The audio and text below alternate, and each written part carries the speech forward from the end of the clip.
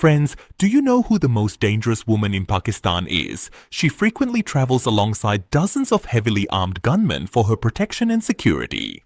Do you also know that there was a gangster in Pakistan who enforced Islamic law throughout his entire area? Hello and welcome to today's video, where I am going to provide an in-depth discussion about Pakistan's most dangerous and powerful criminals. So let us now commence our countdown. Syed Bandanisha, friends, when it comes to dons, generally the don or gangster of any area is a man, especially. Our macho culture has never allowed any woman to engage in thuggery like this, but currently, there is a woman in Pakistan who dominates her area. She is considered the most dangerous don. Her name is Sidra, and she belongs to the Bandanisha group, the most dangerous gangster family in Faisalabad.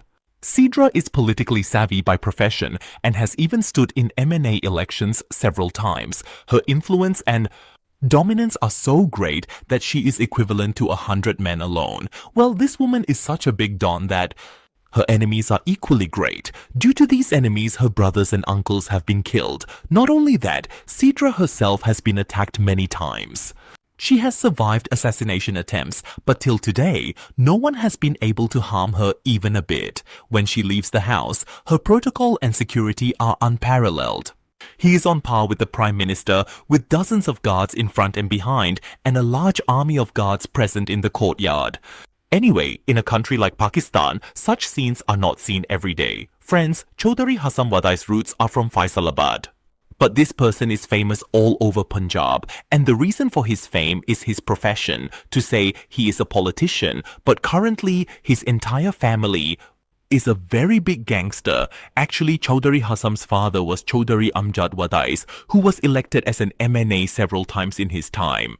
Chaudhry Amjad had significant enmity relations with other political elites, and such enmity grew so much that it led to the killing of other families.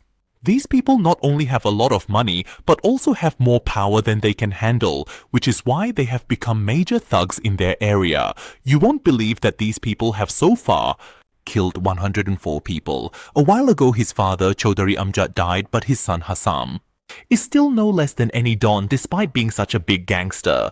To this day, not a single person from the police or anti-corruption has been able to touch him.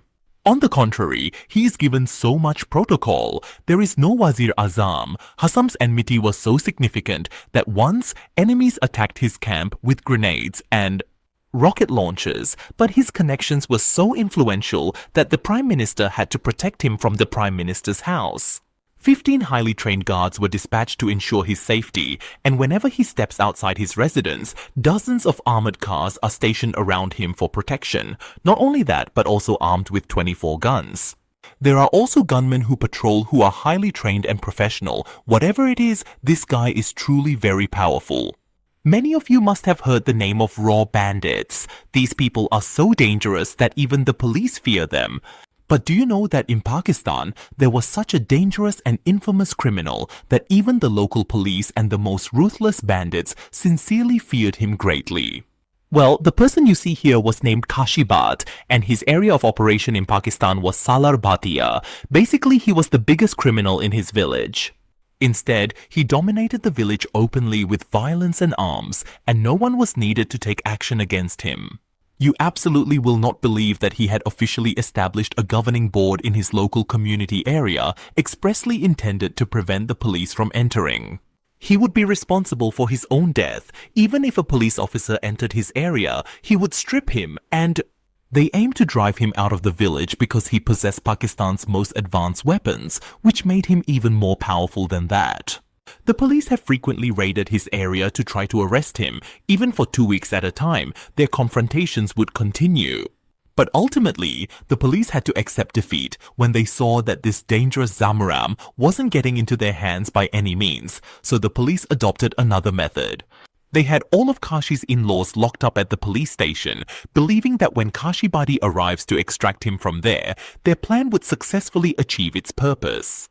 They would catch him, but Kashi and his two brothers became so influential over the entire police force that they had their relatives escape from the police station itself. The police then created a secret mission in which some officers were sent in civilian clothes to a function at Kashi's in-laws' place.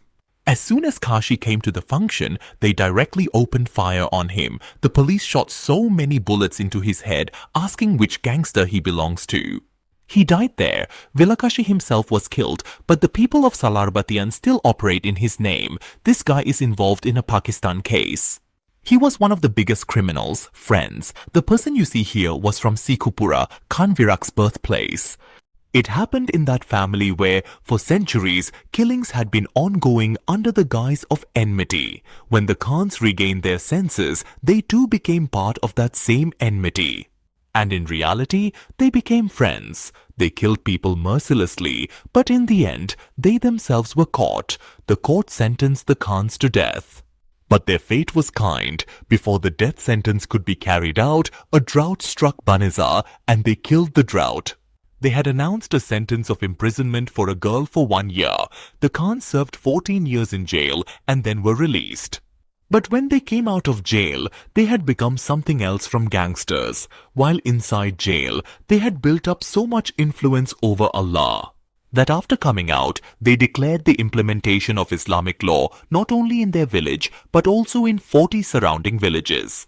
Everyone knew about the Khan's tyranny, but no one knew that their Islamic form would be like this. They said that around their area, in all the surrounding villages, not a single person would be allowed to skip prayer. If anyone even accidentally missed a single prayer, they would be punished severely. Not only that, but they also imposed a ban on begging. And representatives were present in all 40 villages, and if anyone was caught taking or giving alms, he was directly shot dead, as the Khans wielded such immense authority that in these 40 villages, no one would even mention the name of a suspect, even within the villages. Even those who stole were punished. They had made a public announcement that all people should leave their shops open to go pray, and if even 1 rupee of theirs was ever lost, they would compensate it 12-fold. It was the same if anyone came to the Khans with a theft complaint. The Khans would not only catch the thief, but also return 12 times the amount to that person. Even if a household didn't have ration, they would arrange for ration to be supplied themselves, and if someone's house walls were weak, they would bring in laborers to strengthen the interior walls within a day or two so that the family's honor could be preserved. The police have taken the law into their hands and have made many attempts to arrest them for the crimes of murder and killing people, but they were never successful, even in areas like Faisalabad and Gujranwala. And the police from 10 regions, including Sheikhupura and Samed, collectively fought against them. However, they were unable to catch them.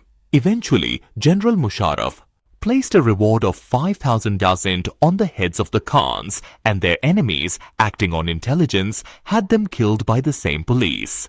For both the police and their enemies, the Khans were gangsters. However, even today, if you ask the villagers, the Khans were considered nothing less than heroes. So friends, that's all for today. I hope you liked the video. Thanks for watching. I hope you had as much fun learning these facts as I did sharing them. Don't forget to like this video, subscribe to my channel for more facts, and hit that notification bell so you don't miss out on my next video. Let me know in the comments which fact was your favorite. See you next time.